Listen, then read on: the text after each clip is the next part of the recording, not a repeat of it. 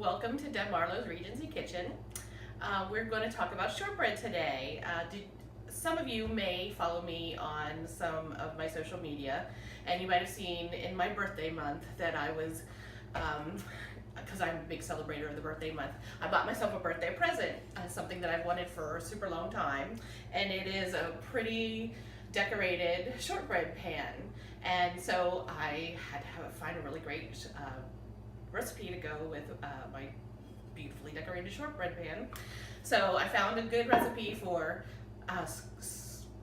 Irish cream shortbread, which does sound a little different because I think that although every country has a traditional butter cookie, I think associated with them, it's widely known that Scotland has the best shortbread. We can all agree with that.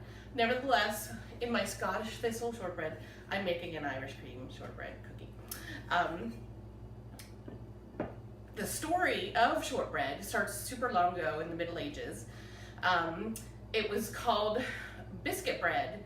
They would take the leftover dough from the dough for the baking of the bread and bake it again at a low temperature. A biscuit in the old languages means twice baked. So gradually, though, they replaced the yeast with butter, and that's how we came to the shortbread that we all know and love today. This pan is round. Shortbread does come in different shapes and sizes. This one is a round pan that makes triangular cookies, and these are called petticoat tails. And the tradition is that Mary Queen of Scots was really fond of these kind of shortbread cookies. And they were shaped in the pattern of the petticoat kind of petticoats that she wore, so that's why they call them petticoat tails. But I'm just making a regular basic recipe today. So even though it's a simple recipe, shortbread does use a lot of butter and sugar, and those could be expensive ingredients. So it was kind of a special recipe that they saved to make at weddings and Christmas and Hogmanay. And Hogmanay is Scotland's version of New Year's, and if you don't know what a first footer is, then that is another whole video to come. But a first footer was the first guy to come through your door on New Year's Day, and you would he would bear gifts, and you would traditionally invite him in and feed him shortbread of the house. And that's a tradition that went all the way back to pagan times, when they ate sun cakes to symbolize the beginning of the new year. So there's another tradition with shortbread in the Shetlands, when a bride would a new bride would be carried to her threshold, brought to her threshold of her new home, and they would break shortbread over her head for luck. So we're not going to do any of that. We're just going to make shortbread and eat it. Okay, let's get started. So here are the ingredients for our Irish cream shortbread. Most of it is things you might have around the house. Unsalted butter, a little bit of salt, brown sugar, all-purpose flour. I did have to look for rice flour, and all I found was brown rice flour, but it worked just fine.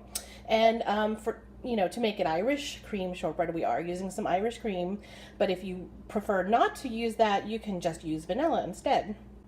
I'm going to put it all in my mixer and get it all mixed up, and once it's all finished, I'll show you how the dough turns out. Okay, once you've mixed everything in your mixing bowl, you take the dough and divide it into two halves, and then you flatten each half out to about a 7-inch circle, and you put it in the fridge for an hour. And it looks like this. It's a nice, thick, silky kind of dough, and you just take your chilled round of dough and you put it on your greased and lightly floured shortbread pan, and I'm going to flatten it out so it fills up the pan, and then I'm going to prick it with a fork all over so it doesn't rise too much. And then I'm going to put it into a 325 degree preheated oven for between 32 and 38 minutes. Easy. Okay, here it is all pressed out, pricked with the fork. I'm going to put it in the oven, 325 for 32 to 38 minutes. And if you like, you can check it halfway. to make sure it's not rising too much.